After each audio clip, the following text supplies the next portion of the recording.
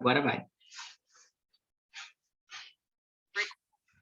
Perfeito, agora a gente continua daqui para frente. Então, dando continuidade ao livro, ele segue por Lutero, José de Anchieta, que é aquele princípio da educação catequética, né, quando a Igreja Católica acompanha, né, as expansões marítimas, chega aqui no Brasil, né, e começa aquele momento de educação indígena. Depois a gente tem Comênio com a educação moderna, Rousseau, né, com a ideia de uma educação de negação, e aí a ideia da educação de negação é um princípio que hoje a gente baliza bastante dentro da lógica do contexto educacional, que é a ideia de negar o contexto social que a gente tem. Né? Então, a gente acreditar, por exemplo, que a sociedade não é nada boa, isso aí é uma frase, inclusive, desses filósofos que coadunam com a ideia de Rousseau, né? Que a sociedade não é nada boa, o ser humano nasce bom, e essa sociedade o corrompe. Então, a perspectiva de Rousseau vai reverberar a ideia de que, na verdade, vai seguir essa ideia e vai reverberar a máxima de que a gente precisa trabalhar uma pedagogia da negação. E aí, qual é a pedagogia da negação? É aquela em que eu vou negar a história pregressa e construir uma nova história que vá na contramão de tudo isso que foi dito antes. Seguindo a lógica de Rousseau, a gente tem pensadores como Pestalozzi, Herbart e Flaubert, né? E aí a gente tem esses autores seguindo a mesma lógica, né, de produção. Depois a gente tem Comte com a educação positivista, e aí a gente tem que entender que positivismo não tem nada a ver com ser positivo, né? A gente poderia dizer que é quase o contrário, né? Positivista é aquela educação que acredita na construção de coisas baseada em princípios muito concretos, né? Uma educação positivista é aquela que se apoia em metodologias, né? Então, a gente vai ter aí autores defendendo a ideia de que a gente precisa trazer um balizamento científico para a prática pedagógica. Depois a gente tem Nízia Floresta, com a ideia da educação durante o período do Império. Depois José Veríssimo, não é o autor, o escritor, né? Ele trabalha a ideia de uma educação republicana, uma educação baseada nos princípios democráticos, mas também nos princípios de organização de uma sociedade mais justa e igualitária. Depois teremos Maria Montessori, com uma educação científica, uma educação por experimentos e experiências, em que a criança testa determinadas combinações. Depois a gente tem John Dewey e a virada no projeto de educação com a educação nova, né, a chamada aqui no Brasil de educação escolar novista. Para John Dewey há uma crença de que a educação na verdade, deixa eu só aceitar o Matheus. Pronto, boa tarde, Matheus. Quer dizer, bom dia, Matheus. Seja bem-vindo. Bom dia, mestre. Bom dia, turma. Matheus, a gente está olhando o livro que a gente colocou que eu disponibilizei para vocês. Eu estava pensando que era 11h30 a aula. Ai, não! Perdão, 10. Pronto, mais alguém entrou também. Reginaldo. 11h30 é horário de término. Alguém perguntou que horas terminava. Aí eu disse de 10 às 11h30. Pronto, o Reginaldo chegou aí também. Bom dia, Reginaldo. Boas-vindas. Voltando então, galera, eu estou mostrando para a turma, Reginaldo e Matheus, o livro História da Educação, de Confúcio a Paulo Freire, que faz justamente essa linha histórica, né, pelos pensadores que balizaram o trabalho pedagógico ao longo dos anos, desde antes de Cristo até a contemporaneidade. E a gente está agora aqui em John Dewey, e eu estou comentando com o pessoal que a ideia do John Dewey é fazer uma escola como um laboratório. E aí, o que seria uma escola como laboratório? É uma escola em que eu testo coisas que vão se replicar, ou seja, que vão também acontecer na vida fora dela. Então, John Dewey chama de análogo à escola o termo para a vida toda. Então, o que seria uma escola para a vida toda? Uma escola que acompanha as tendências que a sociedade vive, né? Uma escola mais balizada na preparação do sujeito para as práticas sociais. Eu tive a impressão de que alguém tinha levantado a mão, mas acho que foi só impressão mesmo. Qualquer coisa que vocês queiram falar, vocês podem, à medida que eu for falando, me interrompendo, né, dialogando. Fiquem à vontade, não precisa muita formalidade, não.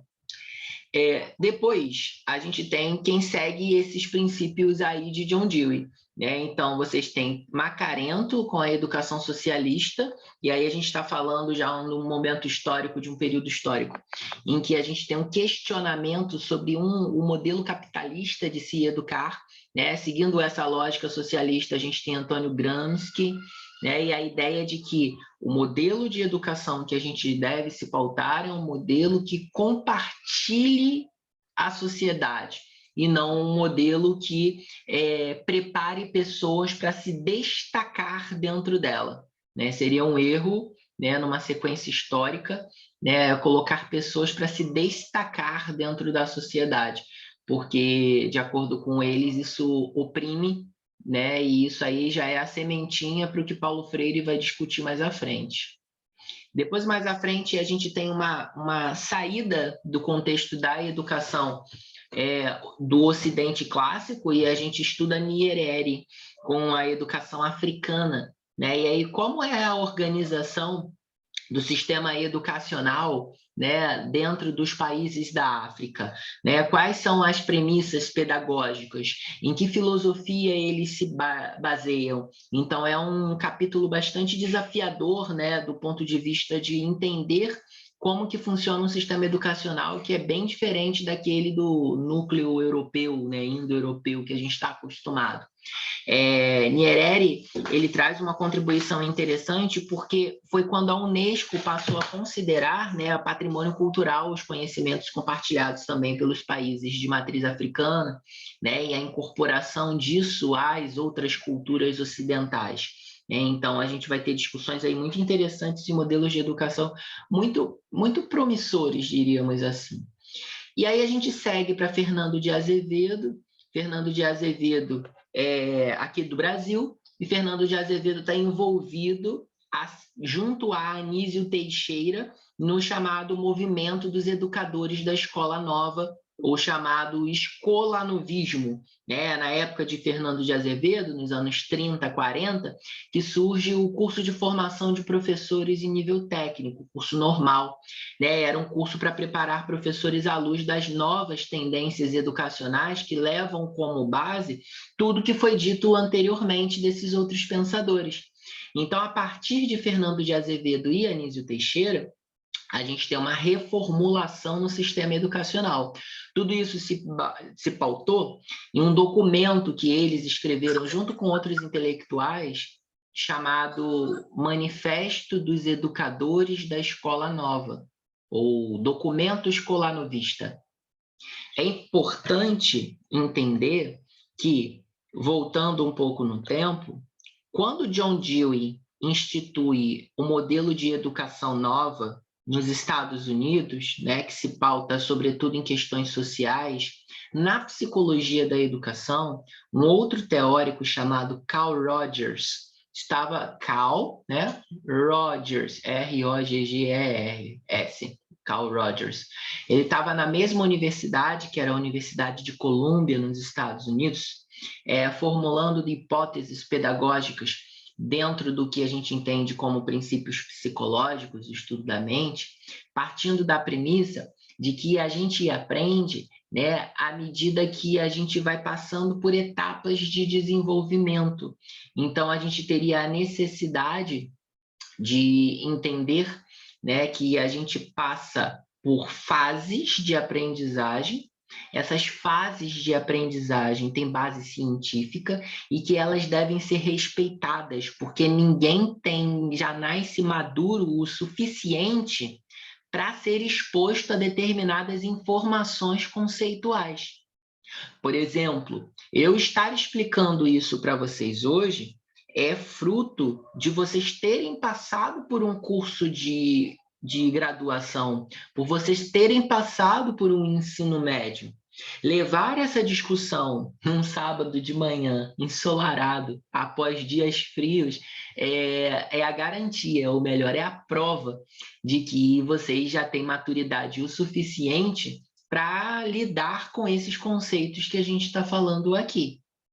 Isso aí é uma contribuição da psicologia de Carl Rogers, né? E aí a gente tem duas frentes pedagógicas que vão eclodir aqui nesse movimento, né, de Fernando de Azevedo e Anísio Teixeira, lá nos anos 20, 30 e 40, que resultará, né, num documento que nós conhecemos bastante, que é a lei, né, da educação brasileira.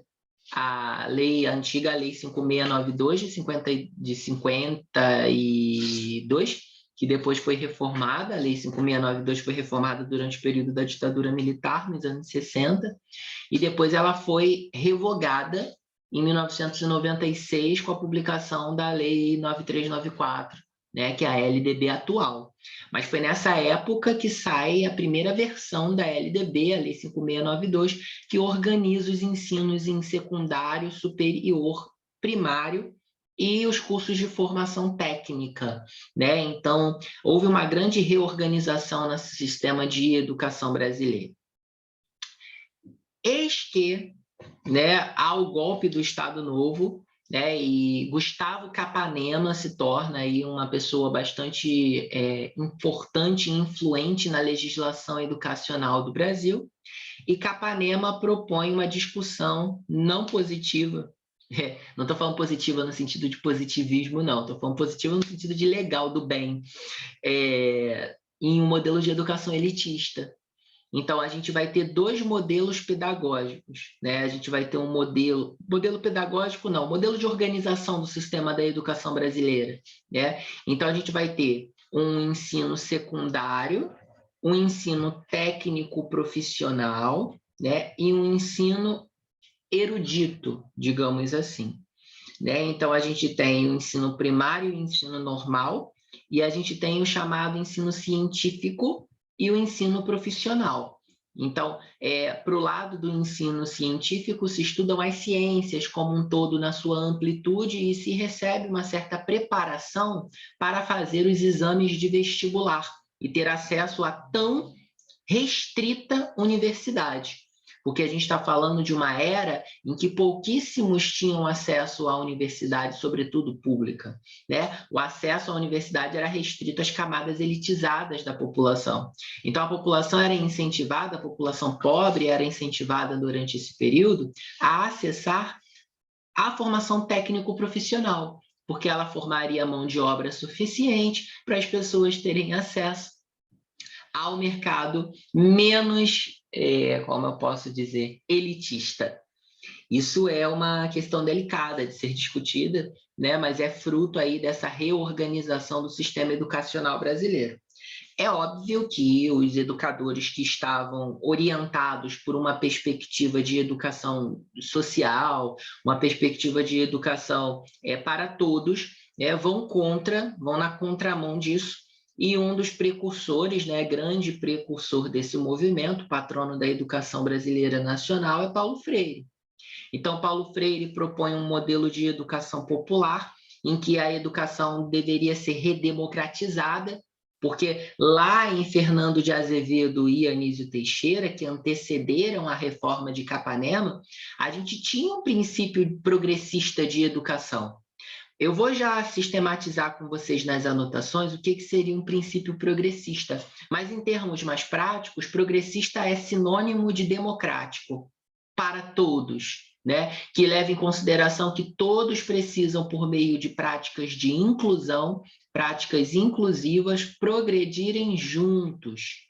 O modelo progressista, ele é o oposto do modelo liberal. A gente pensa que liberal é uma coisa que tem a ver com livre, mas, na verdade, o livre que liberal deriva de é o livre de livre mercado. Então, quando a gente fala de educação liberal ou qualquer coisa liberal, mercado liberal, a gente está falando de livre comércio, que é a ideia de, em termos bem grosseiros, salve-se quem puder. Né? Quem tiver acumulado mais bens, vencerá. Quem souber mais, vencerá. A educação liberal é uma educação de acúmulos, acúmulo de conhecimento, acúmulo de informações. Quem mais tiver informações consigo tem poder, né? Então, aquela lógica do conhecimento é poder, e a ideia de que o aluno é um banco no sentido de um sarcófago, de uma caixa de conhecimentos, e que o professor deposita esses conhecimentos em seu aluno como um banco, local de guarda dessas informações, né? Esse modelo de educação extremamente expositivo, né, pouco crítico e de acumulação de informações, Paulo Freire chama de educação bancária, né? E a educação bancária, ela é criticada por Paulo Freire, porque qual é a ideia da educação bancária? É transmissão e acúmulo de conhecimentos, ao passo de que o modelo de Paulo Freire de educação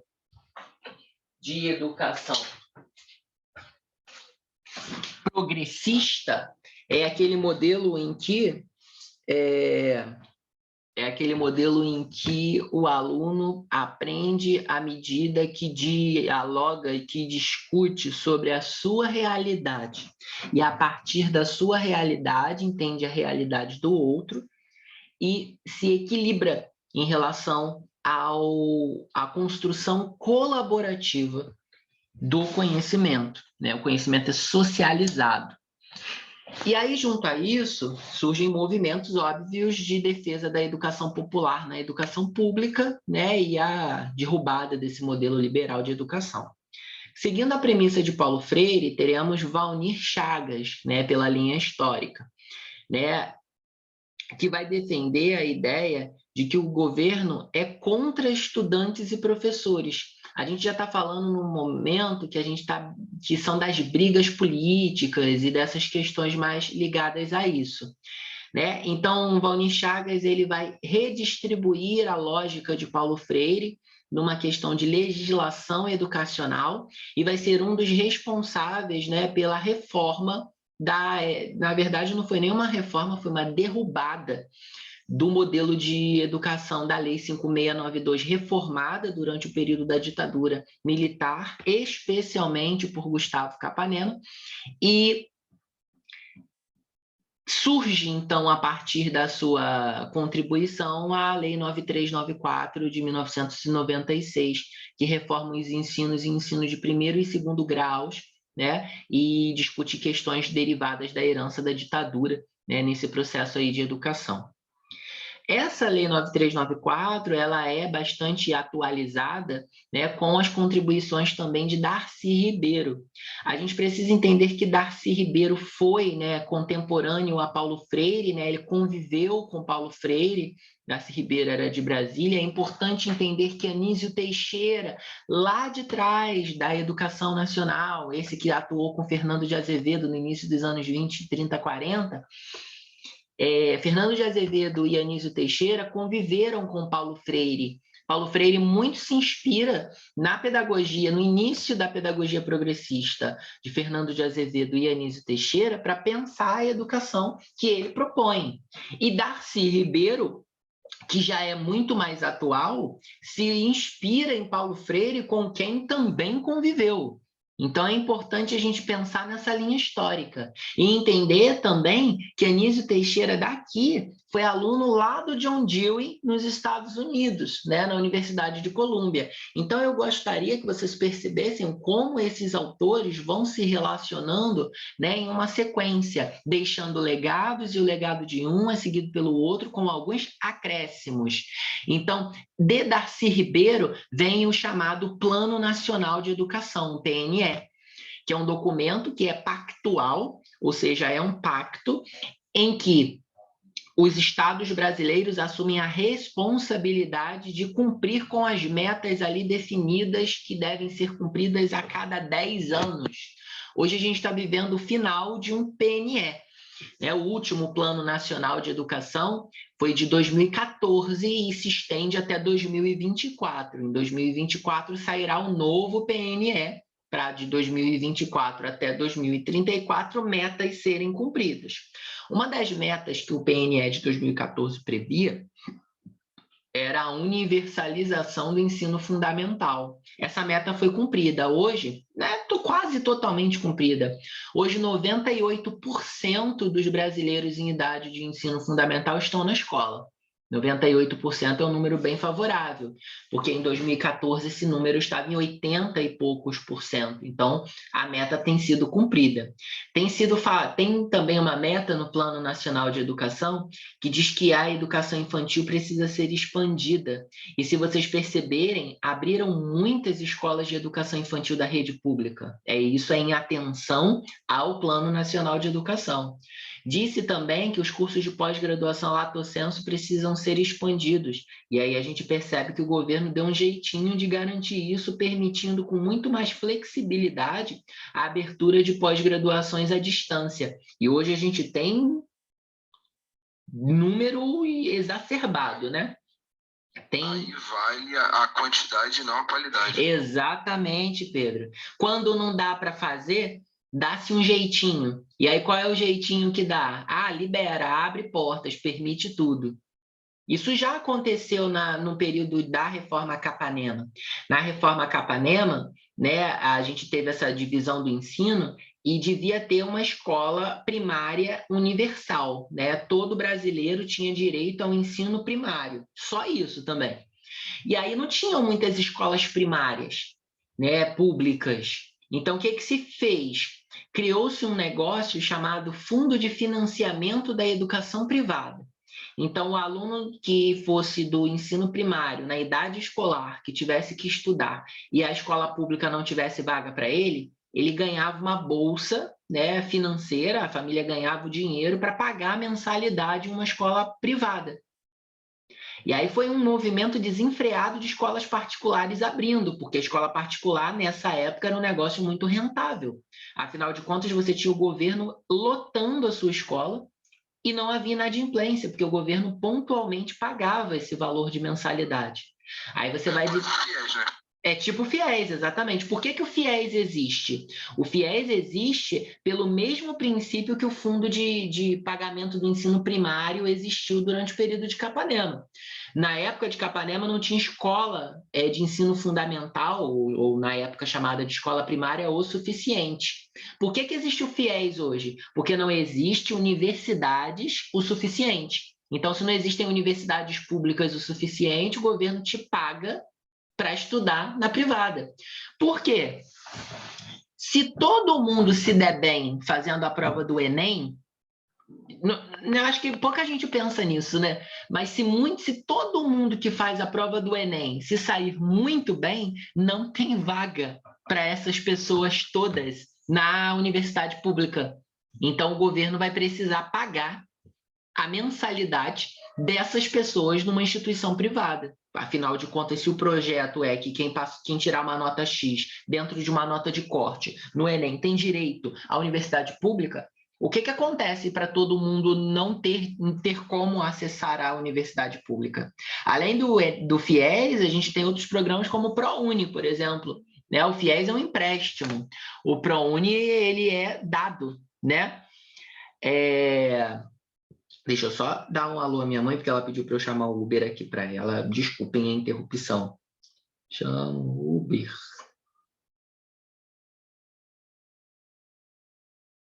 Bom dia para todo mundo aí. Bom dia, meu querido. Tô de olho. Pronto, já dei um alô a ela. Então, assim, durante essa reforma Capanema, então abriram escolas como uma loucura, e aí volta a premissa que você acabou de falar, Pedro. Qualidade. Então, foi a época que abriram muitos jardins de infância e escolas privadas muito questionáveis, sabe? E havia uma outra prática, as escolas privadas que já eram escolas elitizadas, que atendiam uma parcela da elite da população, porque a escola pública já era para a elite, a privada era a elite da elite, elas criaram salas de aulas separadas, para os alunos que vinham desses programas sociais.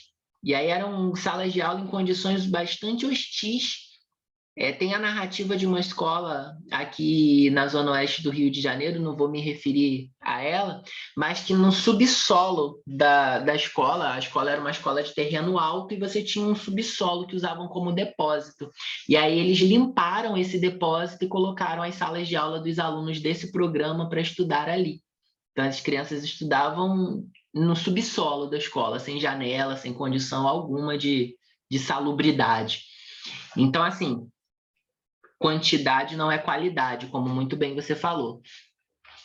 Mas seguindo, então, né, o modelo Darcy Ribeiro de educação agora mais contemporaneamente, né, essa educação para todos, essa educação democrática, que institui, então, um Plano Nacional de Educação, a LDB, ela sofre importantes reformas nesse sentido. Surge, então, o princípio do Exame Nacional do Ensino Médio, o Enem, né, para verificar se o gargalo final da educação básica estava dando conta. Surge, então, a ideia de que o ensino médio ele é integrado à educação básica, pois não era. O ensino de segundo grau ele era uma etapa optativa, isto é, não era a obrigação do governo ter número de vagas suficientes em escolas de ensino médio, então eles faziam exames de seleção, e quem não fosse aprovado no exame de seleção ficava fora, né? E hoje não, o ensino médio ele é universalizado, né, e aberto a todos. E aí a gente segue, então, princípios a partir daí de uma educação inclusiva.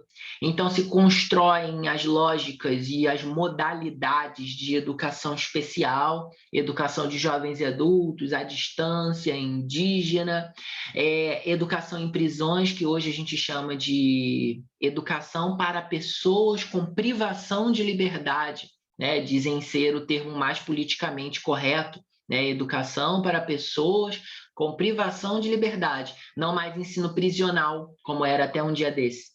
Né? Escolas comunitárias, escolas do campo, escolas quilombola, né? Todos esses modelos de educação inclusiva, né, estão dentro dessa grande máxima, que é ter uma escola para todos, mesmo, né, com suas subjetividades.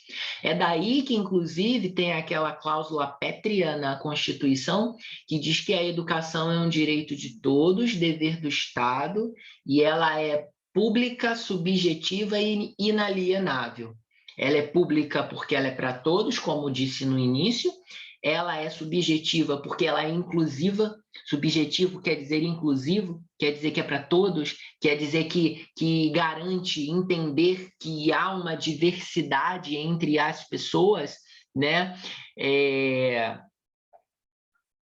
Deixe-me subir aqui, ok? Que garante uma educação para todos, aberto para todos. Mais à frente, né, temos a educação da Unesco, né? E aí a gente já está falando num princípio de educação universal, global, planetária, né?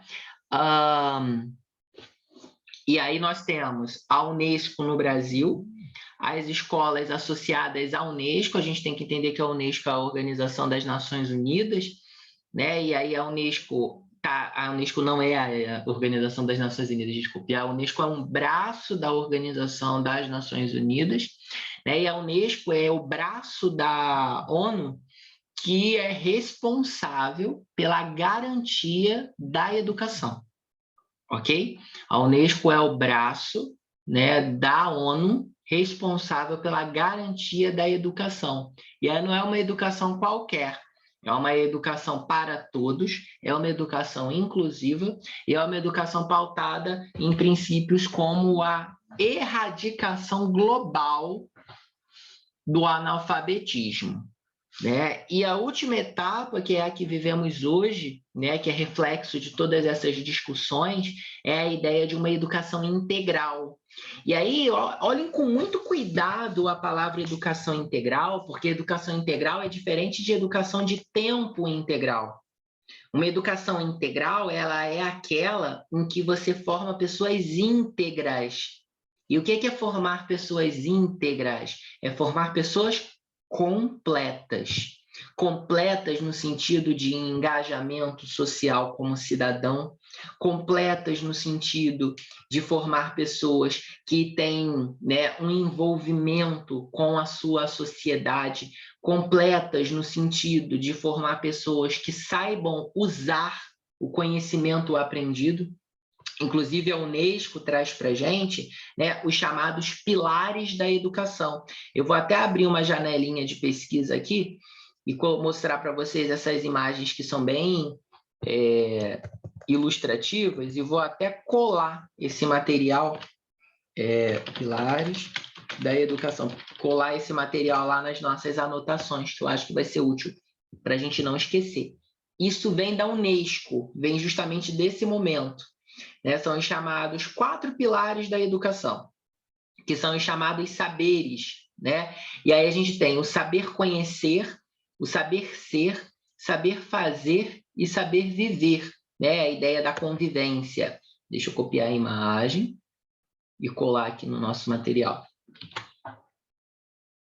Pronto. Então, isso, né, vem da Unesco, vem da pedagogia proposta contemporaneamente pela Unesco e é pautada na lógica dos princípios de competências e habilidades. Então, competências e habilidades passaram a ser palavras-chave desde a participação da Unesco na educação para o ensino, né? A gente precisa ter muito claro na nossa cabeça, como gestores da educação, porque é a gente que vai orientar os professores diante disso, a gente que vai receber, se formos supervisores educacionais ou coordenadores pedagógicos, a gente é que vai explicar ao nosso aluno e mostrar para ele como ele deve se organizar em relação aos estudos frente a esses 2 princípios, como orientadores educacionais, e a gente que vai organizar toda a nossa escola para propor situações de aprendizagem, e aí vocês vejam que eu não estou mais chamando de conteúdos escolares, eu estou chamando de situações de aprendizagem, campos de interação, né, áreas de atuação, que pautem e preparem o nosso aluno ao redor de competências e habilidades. Agora eu estou falando do nosso papel como diretores escolares, como gestores educacionais. Então, é muito importante, né, a gente, como pessoa, entender a diferença entre competência e habilidade e entender como esses termos se relacionam. Né? Eu vou passar assim, muito brevemente a lógica para vocês, né, em termos o mais simples possível. Né? Eu costumo dizer que competência é lista, não vou dizer lista não, vou dizer um outro termo. Competência é prática aprendida. Aprendida e ensinada.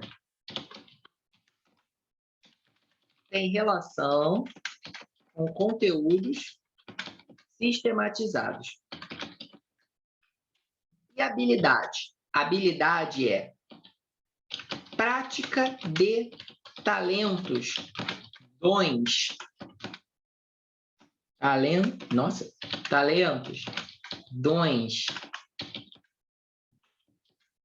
conhecimentos inatos. Hoje, todo o material que organiza o nosso trabalho pedagógico dentro de uma escola é pautado em competências e habilidades. Então, se vocês pegarem, por exemplo, os parâmetros curriculares nacionais, que são documentos que orientam ao professor a como ensinar um conteúdo. Os parâmetros curriculares nacionais já começam com um quadrado apresentando para a gente as chamadas competências gerais para o ensino fundamental. E no outro tem competências gerais para o ensino médio. Depois a gente tem... Os PCN já estão suprimidos, não, Vitor? Não. Os PCN, eles são inclusive citados dentro do documento da BNCC. Os parâmetros curriculares nacionais e a Base Nacional Comum Curricular, a BNCC, são documentos diferentes. Os parâmetros são documentos de orientação para o ensino. E a BNCC é um documento de orientação para os conteúdos, para os currículos. Vamos, então, já que você levantou esse ponto, colocar até separado isso, né? Definir assim, ó, políticas, importantíssimo vocês terem isso em mente, ó, políticas públicas, ó, políticas... Porque a BNCC apresenta o PCN como, não uma inspiração, né, mas uma base teórico-metodológica para a BNCC, que ali, pelo que me fica claro, até na fase inicial da própria BNCC, seria quase que uma inspiração para uma evolução, muito aí, entre aspas, que seria a própria BNCC. Só que a gente precisa entender, olha, o fluxo, vou até colocar aqui para a gente como fluxo, o fluxo das políticas públicas, cada uma com sua função. Então, qual é a maior política pública que fala da educação? É a Constituição, né? Constituição Federal. Especialmente entre os artigos 203 e 205, né? Mas a gente tem outras partes que vão tratar, mas de 203 ao 205 é um documento de garantias de acesso e manutenção. Essa é a função, né, da Constituição. É um documento que traz para a gente garantias de acesso e manutenção. O que deriva da Constituição Federal? A LDB, né, que é a Lei 9394. O que a LDB tem por função? Né? Sistematização, em outras palavras, organização da educação escolar, né? Então, a LDB, ela tem por função organizar o que a Constituição já garante como direito. Então, a Constituição Federal chega lá e fala: a educação é direito público subjetivo e inalienável. Ok. Se ela é pública, temos que apresentar o que não é público, é o privado. A LDB tem um artigo específico que diz assim: esta lei trata da educação escolar. A educação escolar é aquela organizada em tal e tal e tal. A educação escolar poderá ser oferecida por instituições privadas, comunitárias ou públicas. As privadas poderão ser com fins lucrativos ou sem fins lucrativos. Aí tem um capítulo da LDB que fala assim: a educação especial. A educação especial é para atender a diversidade. A educação especial é uma modalidade. A educação especial deverá ser fornecida na perspectiva inclusiva. Então, a gente tem dentro e associado à LDB as chamadas leis complementares. E que leis complementares são essas? A da inclusão, a do ensino indígena,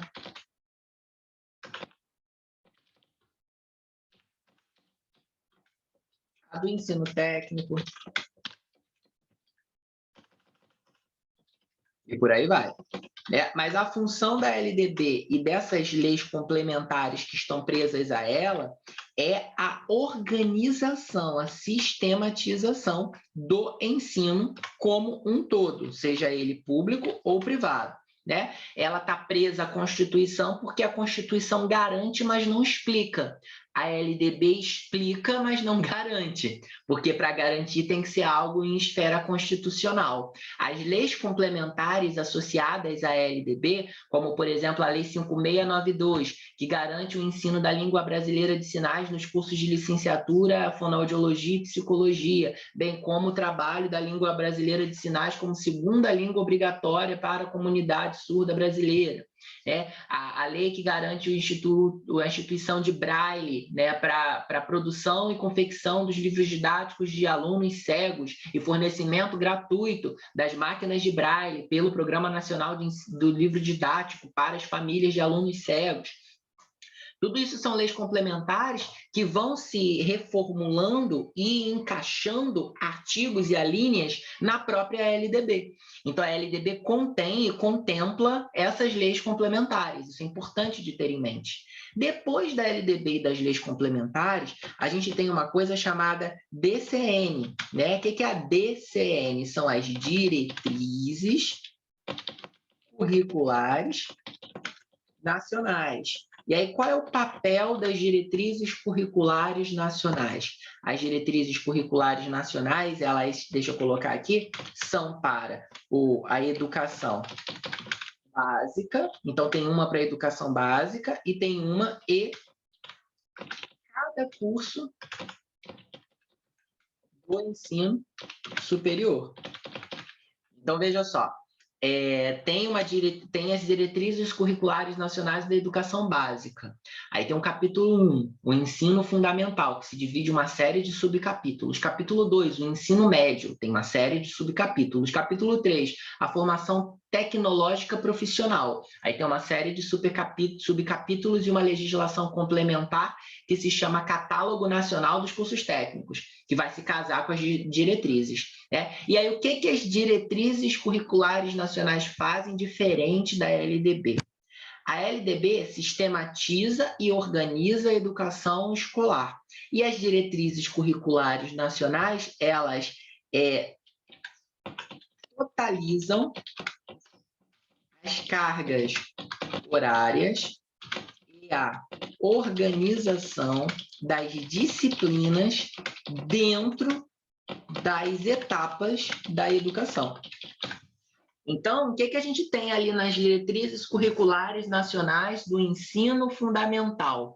Que existe uma coisa chamada Base Nacional Comum e uma coisa chamada Parte Diversificada. E aí, o que a gente tem dentro da Base Nacional Comum, que eu vou chamar Base Nacional Comum de Disciplinas, para ficar mais fácil da gente lembrar depois.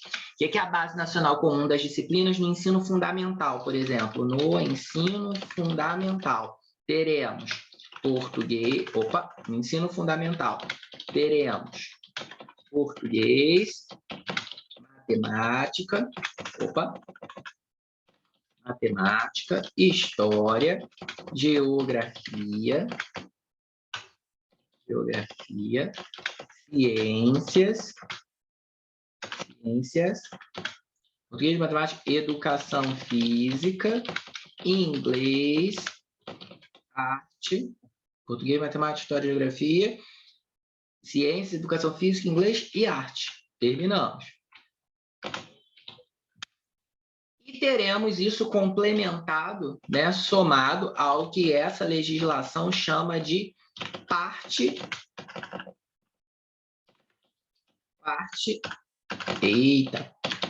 diversificada. O que é a parte diversificada de disciplinas? Aquelas definidas por necessidade social e local. Então, teremos, por exemplo, espanhol, ética. O que mais a gente pode ter? Robótica. Geralmente nas deliberações vem tudo, né? Isso aí. Isso fica especificado nesse documento aqui, nas diretrizes.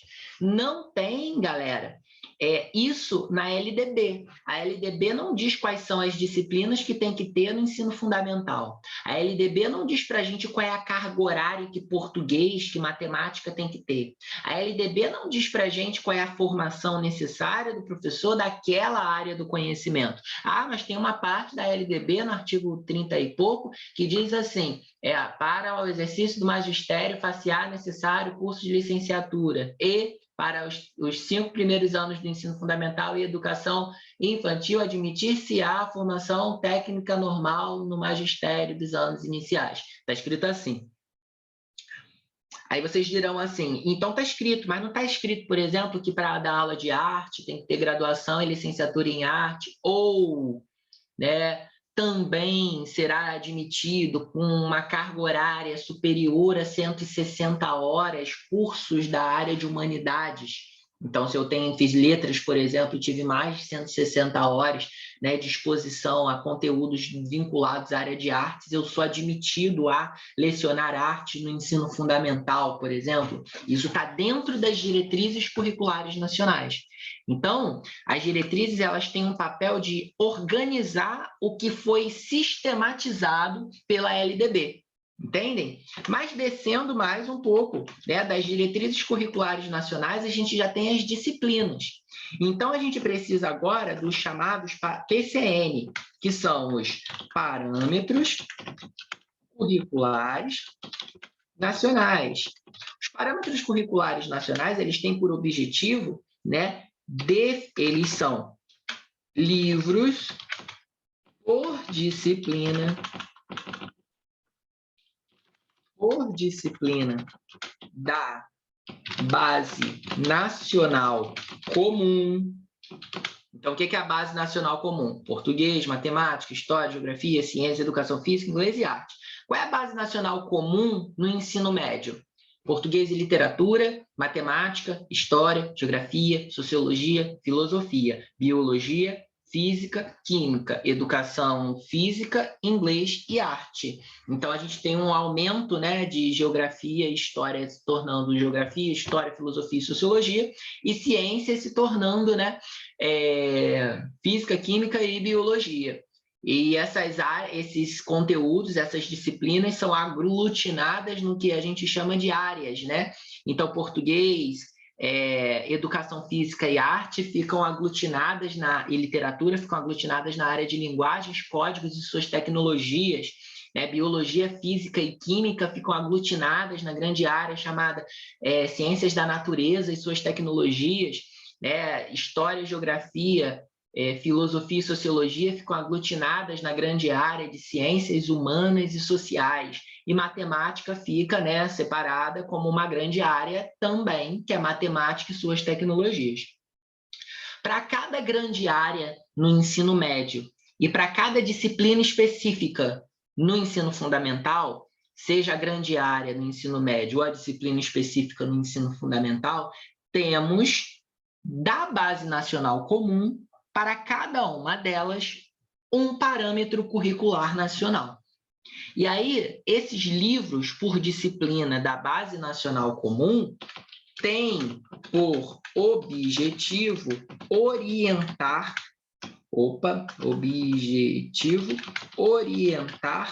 como o professor deve conduzir suas aulas, orientado pelo paradigma socio-interacionista. E aí, o que é o paradigma socio-interacionista? O paradigma socio-interacionista é explorar temas através de diálogos, questionamentos sociais e partindo sempre da realidade do aluno e apoiado em temas transversais que facilitem a interdisciplinaridade, que é a relação entre as disciplinas. Entendem? Vitor, os PCN eles deixaram de existir em face da BNCC. Existe um lugar em que as legislações educacionais ficam disponíveis, que é o site do Ministério da Educação. Toda vez que uma legislação ela é revogada, o site do Ministério da Educação automaticamente informa isso a quem a lê. Entende? Então, guardem isso em mente. O MEC não eliminou... O MEC não eliminou os parâmetros curriculares nacionais. A BNCC orienta as pessoas a irem aos PCN de vez em sempre ao longo da sua interlocução. E vocês vão observar o seguinte a partir de agora, para ter certeza dessa diferença. Derivado dos PCN, nós temos o que a gente chama de BNCC. O que é a BNCC? É a Base Nacional Comum Curricular. Prestem muita atenção a essa palavra aqui, ó, curricular. Porque, veja, temos aqui uma base nacional comum já. A base nacional comum, vou diminuir um pouquinho o zoom para a gente conseguir ler em cima e ler embaixo. A base nacional comum, ela está aqui, ó. No ensino fundamental, por exemplo, ela é a composição das disciplinas de português, matemática, história, geografia, ciência, educação física, inglês e arte.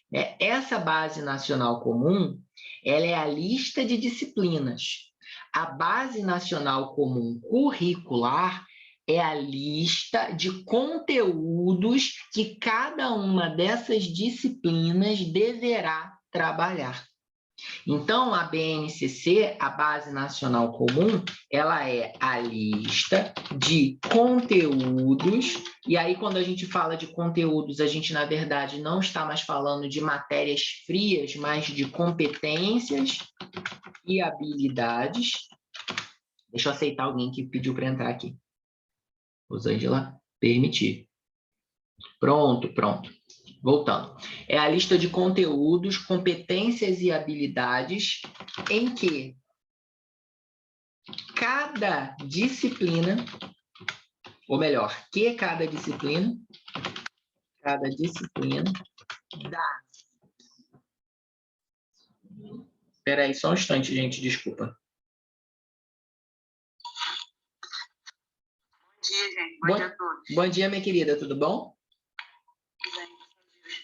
Eu pensei que a aula era 11h30. Houve uma confusão de interpretação entre o que eu disse e o que de fato era, eu peço desculpas, mas colocaram, alguém perguntou no grupo assim, é de 10 até que horas? Aí eu coloquei 11, esse 11h30, quer dizer, 11h30 era a resposta da continuação das 10 horas.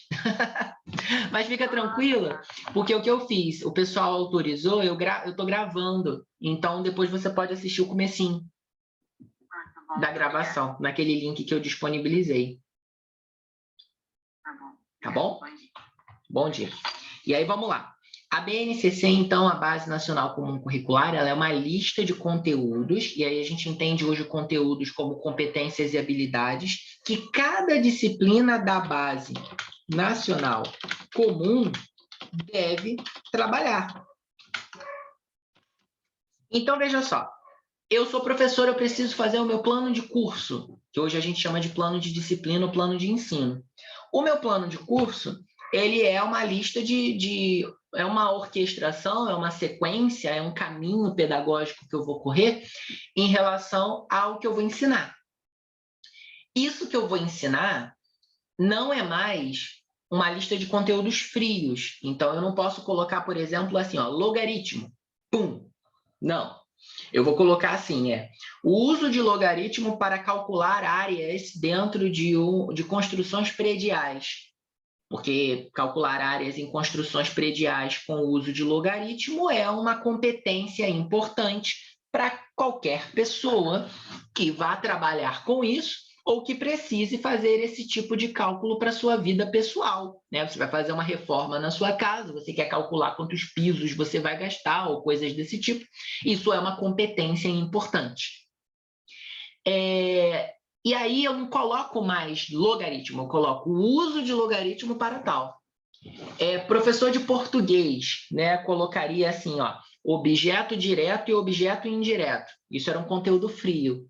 O que é um conteúdo pautado em competências? Né? O reconhecimento da importância de objetos diretos e indiretos para a compreensão da regência verbal, de modo a interpretar manchetes de jornal. Então, como que interpreta manchetes de jornal? Através do uso, né, dessas estruturas aí de sintaxe da língua. Então, percebam que hoje, né, a gente não está mais falando de decorar informações ou colocar o aluno como um depósito de conhecimento. Hoje, a gente vincula o que deve ser ensinado na escola a partir de competências e habilidades. Onde eu acho essas competências e habilidades? Na BNCC. Como eu faço para ensinar essas competências e habilidades? Está nos PCN. Os PCN são documentos que ensinam o professor a dar aula. É até pesado falar isso, né? Mas é só para ser bem claro. Os PCN são documentos que ensinam o professor a dar aula. E a BNCC são documentos que ensinam o que deve fazer parte dessa aula, pois os PCN não fazem isso. Então, são documentos complementares. E aí, da BNCC, o que vem? Qual é a coisa que acontece depois da BNCC? Os planos, o planejamento educacional, o planejamento escolar e educacional. E depois do planejamento escolar e educacional vai acontecer o que a gente vai chamar de a aula em si. Então, quando você está em sala de aula dando uma aula, seja do que você estiver dando, você está saindo de um fluxo, né, de muita coisa. Então, olha como as políticas públicas elas vêm, né, se costurando até chegar à aula em si. Então, primeiro você vem da Constituição, que diz que tem que ter educação, para a LDB, que organiza essa educação que tem que ter. As leis complementam a LDB, colocando mais coisas que tem que ter. Aí vem as diretrizes curriculares, que organizam o que tem que ter dentro disso. E aí vem os PCN, que dizem como você vai ensinar isso que tem que ter dentro disso. E aí vem a Base Nacional Curricular, Comum Curricular, que diz o que você tem que ensinar dentro de como você deve ensinar em relação a isso que você deve ensinar. Então, é uma retroalimentação de políticas públicas e todas elas vigindo ainda. Então, a BNCC não é um documento que substitui os PCN, mas, na verdade, ele é um documento que é a continuação do trabalho que os parâmetros curriculares nacionais têm. Tudo bem?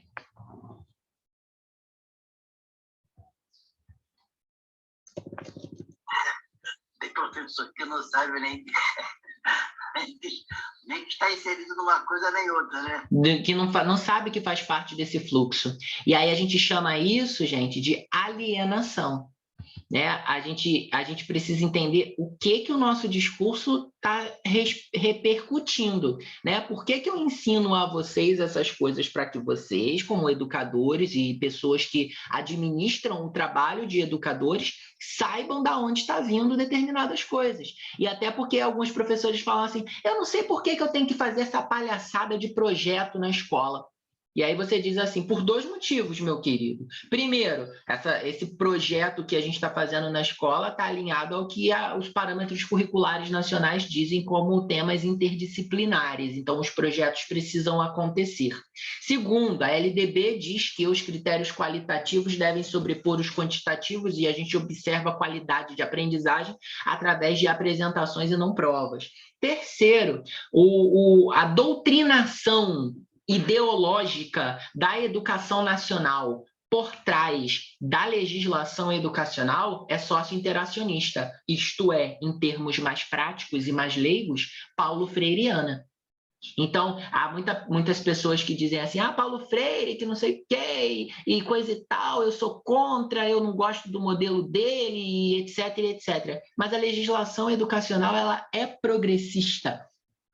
Isso não é uma questão. Então, por que o governo atual, que é um governo que tem uma doutrinação neoliberal, né? Ela é uma doutrinação capitalista, ela é uma doutrinação contra princípios, né, de construção do conhecimento através da relação social, mas eles acreditam, o governo atual, que a construção do conhecimento é feita pelo acúmulo de informações. Se o governo acredita isso, há de se reformar todas as políticas públicas à luz disso. Tentaram começar a fazer isso na Base Nacional Comum Curricular. A BNCC ela é um pouco conteudista. A BNCC ela é um pouco de acumulação. A BNCC ela é um pouquinho, ela tem traços neoliberais quando ela fala que os conhecimentos devem ser acumulados para prática profissional, por exemplo.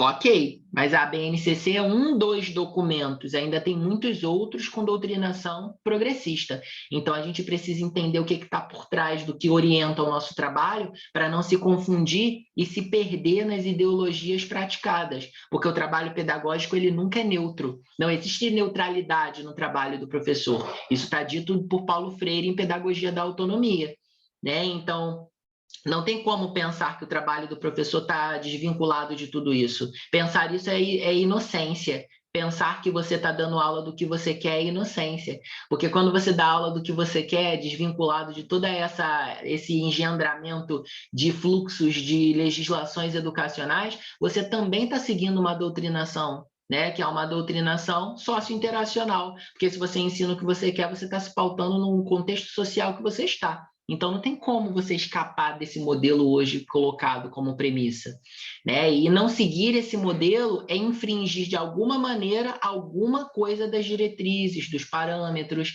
ou da própria BNCC.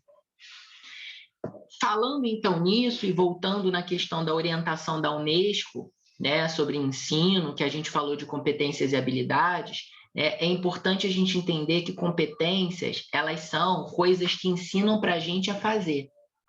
Então, por exemplo, calcular logaritmo para verificar, né, questões espaciais dentro de um prédio é uma competência. Nenhum neném nasce, né, sabendo fazer cálculo de logaritmo. Competências são coisas que ensinam para a gente. Ler notas musicais, quando uma pessoa está aprendendo música, aprender a ler uma partitura é uma competência. Saber cantar é uma habilidade. As habilidades são talentos, são dons que todos nascemos com, alguns mais aperfeiçoados para algumas coisas, alguns mais aperfeiçoados para outras. As habilidades melhoram à medida que abstraímos e complementamos a cada uma delas com competências. Então, quanto mais competências são atreladas a habilidades, mais o humano evolui. Então, vamos fazer um joguinho rápido, que é o seguinte, acertar... Deixe-me ver... ok. Eu vou dar um exemplo e vocês vão me dizer se atrela a competência ou habilidade. Tudo bem? Vamos lá. Se deslocar numa quadra, tendo flexibilidade e agilidade num jogo de ping-pong, é uma competência ou é uma habilidade? Habilidade? Habilidade, né? Você tem que ter esse malevolejo, esse siriguidum para andar. Agora, segurar a raquete de ping-pong e saber as regras do jogo é uma competência. Ensinar hoje é trabalhar com competências e habilidades. Então, hoje a gente dá aula atrelado a competências e habilidades e não mais a transmissão de conteúdos. Isso é fruto de uma evolução do que a gente chama de tendências educacionais. E aí, para fechar nossa aula de hoje, falar um pouquinho delas, esse quadrinho foi montado por mim, tá? Eu tenho aqui embaixo uma barrinha com a referência do curso preparatório que eu trabalhava na época, porque é uma questão de direitos autorais, né? O quadro fui eu que montei, mas pertence ao curso, então eu deixei aí para não ser processado. Brincadeira. Aqui eu tenho uma linha histórica, assim, bem visual para vocês, de todas as tendências, né, e subtendências vinculadas a elas. É uma linha histórica que vai casar com o livro que eu apresentei a vocês no comecinho da aula. Né? Esse livro, que é a História da Educação de Confúcio a Paulo Freire, né? Ele vai fazer essa linha histórica toda da educação. E aí, essa linha histórica, ela está vinculada ao que a gente chama de tendências, né? Gravem uma coisa e guardem uma coisa, né? Tendências educacionais... Só um instantinho, gente. Você pode pedir um Uber para minha mãe aqui? Pedi. Tendências educacionais é a mesma coisa que filosofias... Só um parênteses. Vocês lembram a hora que eu falei que eu ia pedir um Uber para minha mãe? Eu esqueci. Coitada. Enfim. Eu acho que já tem quase meia hora, né? Enfim, gente. Coitada da minha mãe, meu Deus. Vou dizer que a culpa foi de vocês. Eu vou dizer assim, os alunos estavam me fazendo muitas perguntas e eu não consegui ter 1 minuto de folga. Vamos lá. Vitor, Oi. quando você falou a respeito da PCN, né, da BNCC, que tem a derivação da PCN, é uma realidade, porque quando a gente vai abrir até mesmo uma instituição escolar, né, eles dão chega tanto na MEC quanto na CREI, em primeiro lugar, né, na CREI para depois na MEC, e então você recebe uma deliberação, que teve a última nova, que foi, se não me engano, a 388. Eles nem estavam sabendo como inserir as coisas, porque as coisas estavam chegando novas na CRE e estavam chegando novas na MEC também. Então, uma confusão tremenda.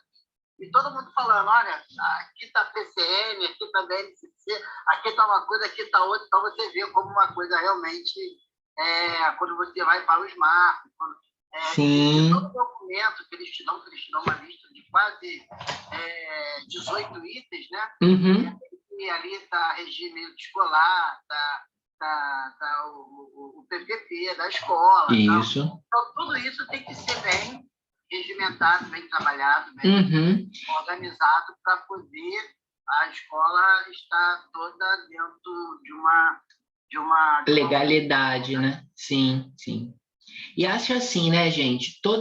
Isso é um encontro, né, que a gente está tendo dentro de uma disciplina de pós-graduação. Mas esse conhecimento, essa cultura, essa quantidade de informações, ela tem que estar muito no sangue dos profissionais de educação, do secretário escolar, do orientador educacional, do coordenador pedagógico, do supervisor, do diretor de unidade escolar, dos professores, né, de todas as pessoas que trabalham na escola. Né? O que está por trás do que está sendo feito ali? O professor escreveu um conteúdo no quadro, aquele conteúdo está vinculado a tanta coisa, a um conhecimento tão profundo, a uma questão de legislação tão avançada, né? A tantos marcos referenciais, que a gente fica até confuso se a gente for dar uma aula e parar para pensar em tudo que está por trás, quais são os bastidores daquela aula. Mas não saber isso é de uma tamanha negligência, né? Porque não saber isso é se perder em relação ao princípio daquilo que você está fazendo. Né? O pessoal da odontologia, da medicina, da farmácia, do direito, eles têm isso vinculado aos seus códigos de ética. Né? Então, eles estudam a ferro e fogo e essas coisas da área deles, né? Dentro dos seus códigos de ética, e são muito cobrados e avaliados aí. A gente, no magistério, a gente negligencia um pouco a parte de legislação e a parte de filosofia e história da educação, que tudo isso anda junto, do nosso fazer como educador. E aí a gente tem que tomar sempre muito cuidado em relação a isso, não porque alguém vai processar a gente ou alguma coisa assim, mas porque a gente pode perder a noção do porquê que a gente está fazendo determinadas coisas e está agindo de determinadas maneiras. Não é porque o governo cobrou, ou não é porque o órgão fiscal, a CREA, a Metro, a Superintendência de Educação está cobrando para a gente. É porque a gente faz isso por trás de toda uma história que muita gente lutou, uma história que muita gente discutiu para chegar até agora, né? E entender o porquê e como isso está por trás de tudo que está acontecendo. E aí, quando a gente fala sobre história da educação, a gente está falando de filosofias educacionais. Filosofias educacionais é a mesma coisa que tendências educacionais, que também é a mesma coisa que pedagogias. Então, quando vocês ouvirem assim, porque a pedagogia progressista é a mesma coisa que a filosofia progressista, que é a mesma coisa que a tendência progressista, que é a mesma coisa que a orientação progressista. Só um instante. Muito rápido. Rapidão. 1 minuto. Sim. Tem a estrada e tem a escola. Qual é o endereço? Da escola. São diferentes. Deve ser frente e fundos. Deixa eu ver.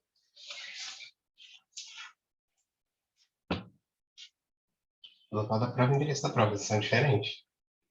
Escola Municipal Ginásio, professor Ari Marques Pontes, Estrada do Cabo Sul de Baixo, Guaratiba. E aí, quando coloca estrada, não tem estrada, tá caminho do Cabo Sul. É Cabo Sul de Baixo, centro do Rio. E se colocar Escola Municipal Ginásio, professor Ari. Não é o endereço. Escola Municipal, professor... Eu coloquei, mas o endereço não tá igual ao endereço de baixo, tá um outro endereço. É esse mesmo. Esse é o nome novo da rua. Deixa eu ver como. Fala com a minha mãe, que eu tô dando aula e por isso que demorou tanto. É ela mesma. Obrigado. Oi, gente, desculpa. Voltando. Ainda era a novela do Uber. Agora vai dar certo. Então, gente, só para confirmar, tendências educacionais, filosofias educacionais e pedagogia são a mesma coisa. Isso é conteúdo de concurso público sempre. Sempre. E aí eu montei esse esqueminha que fica mais visual para a gente entender, né? A pedagogia jesuítica, né, ela aconteceu de 1549 a 1750. Ela cria uma tendência que é chamada tendência tradicional. É aquela que o professor transmite a informação e o aluno acumula. A tendência tradicional ela está vinculada a uma perspectiva, a um ponto de vista liberal.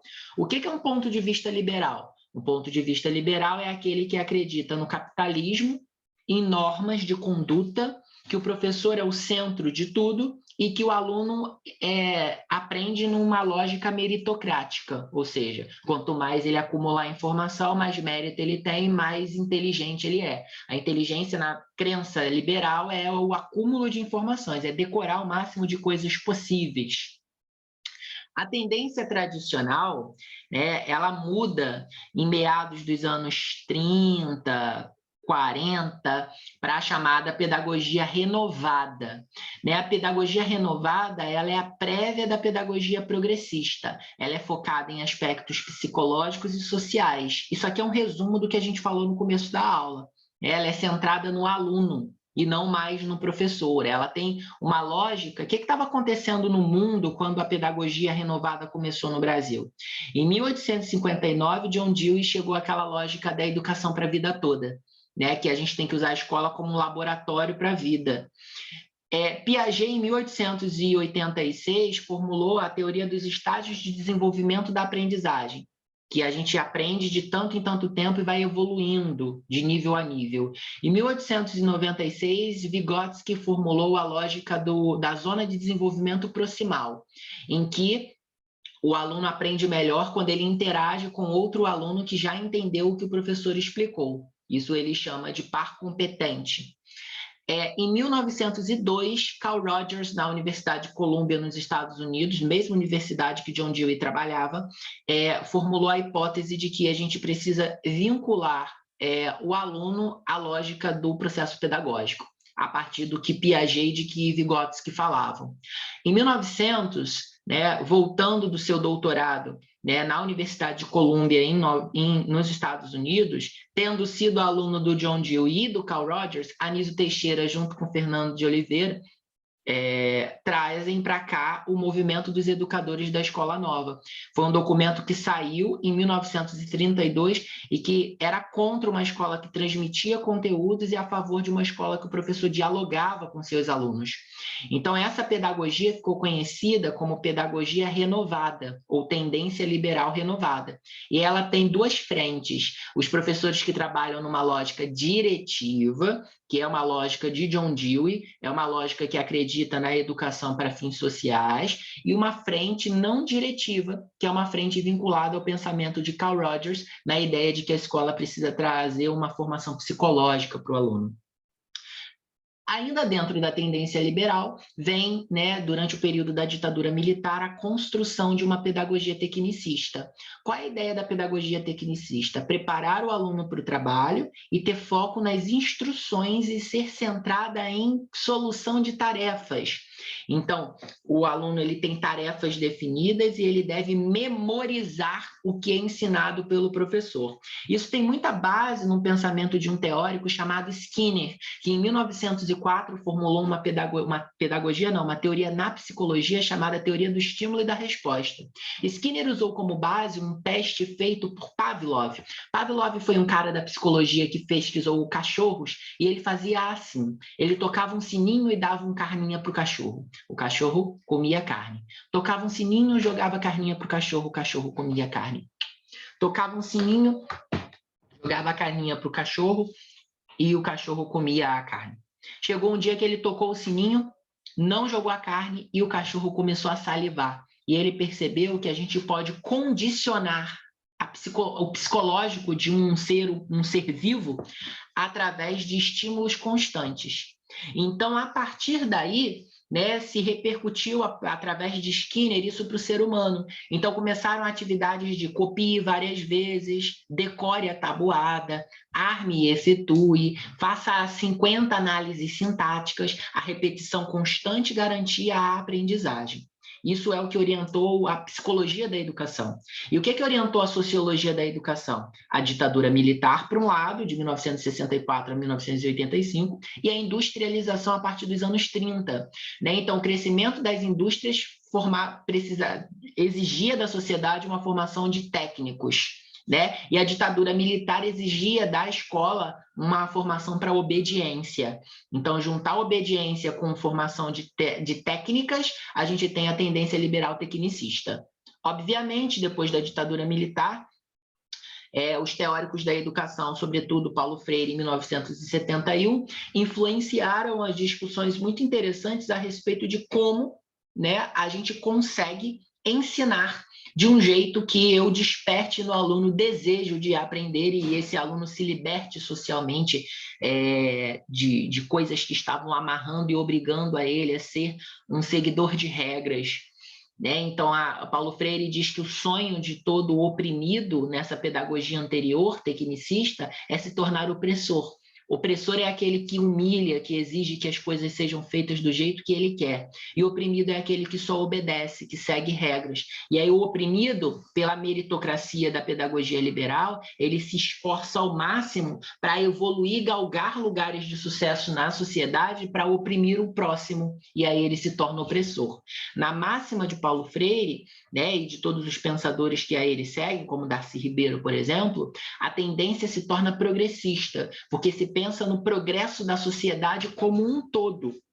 E aí esse progresso da sociedade como um todo vai formular um engendrado teórico chamado pedagogia progressista libertadora, que é a ideia de que a sala de aula precisa conscientizar o aluno sobre a mudança da sociedade. Essa pedagogia libertadora, que era uma pedagogia do diálogo, né, que o professor abria espaço na sala de aula para conversar com seus alunos, ela foi seguida, né, pela evolução disso. E aí, lá nos meados dos anos 60, em meados dos anos 70, me desculpem, os alunos começaram a usar desse conhecimento para lutar pelos direitos sociais dentro aí do país. E aí a gente tem o chamado movimentos estudantis, movimento das caras pintadas, movimento direta já, né? Então a gente teve uma evolução da pedagogia libertadora, que era uma pedagogia reflexiva, para uma pedagogia libertária, que era uma pedagogia de luta por direitos sociais, né? Então o aluno ia e brigava pelos seus direitos. Só que esse modelo pedagógico, né, ele foi muito questionado pelas pessoas da organização educacional, porque ele não fornecia para a gente uma lógica de como o professor sistematizaria os conteúdos. E aí, em 1996, o governo, então, lança os parâmetros curriculares nacionais, que são documentos que dizem para o professor de que maneira esse professor deve ministrar os seus conteúdos e organizar essas competências e habilidades com base no relatório que a Unesco forneceu do Movimento de Educação para Todos e a ideia do aprender a aprender, aprender a ser, aprender a conviver e aprender a ser.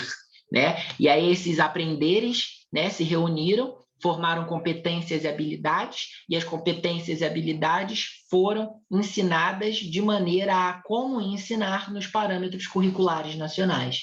E aí, somando os parâmetros curriculares nacionais ao papel de Demerval Saviani, professor que formulou uma teoria chamada crítico-social, hoje vivemos a chamada tendência progressista crítico-social dos conteúdos. Para Demerval Saviani, a gente precisa ter um conteúdo, um currículo que dialogue com a realidade do aluno.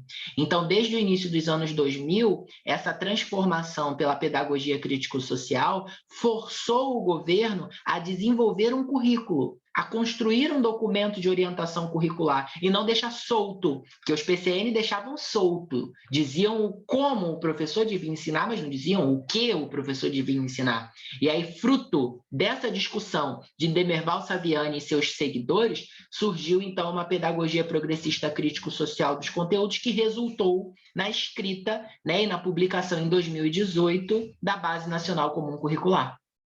A pedagogia progressista, que é a pedagogia que se vive hoje, é uma pedagogia que acredita na democracia, na mudança social e no trabalho com a realidade do aluno. Isso é filosofia. Filosofia é o que está por trás do que a gente acredita. Filosofia é a nossa orientação de entendimento de mundo, né? E essas são as filosofias que pautaram o balizamento das práticas pedagógicas. Obviamente, essa filosofia está por trás de uma história. E essa história e essa filosofia resultam na formulação das chamadas políticas públicas, das legislações educacionais. Tudo bem? Ufa, é isso. Alguém quer falar alguma coisa, tirar alguma dúvida?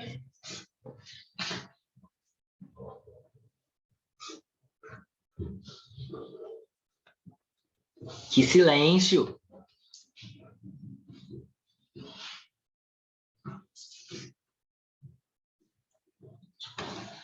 A gente percebe que de tempo a tempo realmente as mudanças são profundas, né? Uhum. De acordo com os teóricos também, né? Mas a gente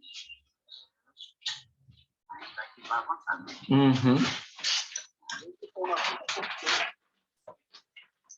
Verdade. Então, pessoal, vejam só.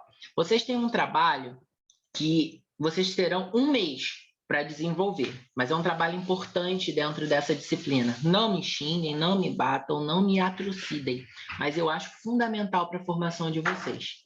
O trabalho é o seguinte: eu vou pedir que vocês façam anotações muito simples, coisa de uma frase, sobre cada um dos capítulos do livro História da Educação, do Cláudio e do Nelson Piletti. Né? Vamos definir como prazo de entrega. Prazo de entrega, o dia 13/9/2022, daqui a um mês.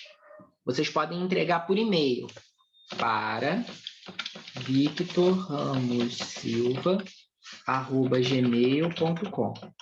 Então, como que... Nossa, tem 3 R's aqui. Opa, agora tá certo. victorramossilva@gmail.com. O livro é esse aqui. Opa, é esse aqui. Né? É um livro grande? Eu não quero que vocês façam uma leitura tão profunda. Eu quero que vocês passem os olhos e tirem daqui essências. Então, o que é essencial saber sobre Confúcio? Aí você vai colocar umas 2 frases. A pedagogia de Confúcio era baseada em tal coisa. Aí vai para o próximo. Qual é a pedagogia de Moisés? A pedagogia de Moisés é baseada em tal coisa. Qual é a pedagogia de Sócrates? É baseada né? Com suas palavras, do seu jeito, sem muita organização. Eu só preciso que vocês passem aqui, porque depois desse livro vocês de verdade saberão tudo que é necessário para o entendimento da história da educação. Tá bom? Estão com raiva de mim? Tá bom. Então tá beleza, gente. Qualquer problema aí dentro desse um mês, vocês vão falando comigo. Mas não deixem para fazer em cima da hora, não, porque o livro é grande. Né? Faça um autor por dia, é muita coisa. 2 autores por semana, vai dar certo. Tá bom? Quantas páginas, mais ou menos? 278. O livro é grande. Não, a nossa. O trabalho de vocês? Umas 3, 2, 3. 3 laudas? Isso, 2, 3. Sem ênfase. Diga, Vivian. Não, tranquilo. Ah, beleza. Então, qualquer coisa, só deem um alô. Pessoal, foi um prazer. Qualquer coisa, tô às ordens. E a gente vai trocando ideias. A gente se vê lá na Simonsen semana que vem. Vitor, Sim. Eu gostaria de saber o tema que eu não peguei do trabalho final. O tema do trabalho final? Do trabalho. Você deu o tema na aula anterior, é que eu não pude participar. Ah, a gente precisa sentar, Reginaldo. A gente tem que sentar para pegar os seus assuntos, para a gente alinhar isso. Na semana que vem, você me procura tão logo chegar lá na Simonsen, para a gente tirar uns minutinhos lá, sentar e rascunhar isso no papel. Pode ser? Valeu, pode. Valeu, então. Perfeito, gente. Bom final de semana. Fiquem com Deus. Tchau, boa tarde. Tchau, tchau. Tchau.